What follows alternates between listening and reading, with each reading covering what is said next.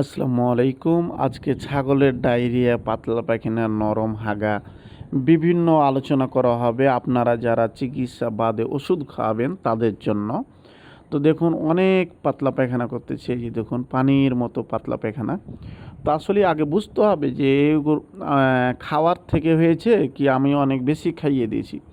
যদি মনে হয় যে না খাওয়ারটা তেমন বেশি খাওয়া হয়নি, আসলে ডায়রিয়া হয়ে গেছে অন্য কারণে, ঠান্ডা লেগে হোক বা যেই কারণে হোক। তো আপনারা যদি ডায়রিয়া হয়, গর্ভবতী থাকে, তাহলে সালফাডিন ট্যাবলেট শুধু দিবেন। এই বকরিটাকে দিবেন 3 ভাগের 1 ভাগ বা অর্ধেক দেওয়া যাবে সালফাডিন। আর তার সাথে খাওয়ার স্যালাইন মানে গুলে দিবেন, মানুষেরটা হোক আর পশুরটা হোক, সমস্যা নাই, বা ওর স্যালাইনে হোক। গর্ভবতী কে খাওয়া যাবে।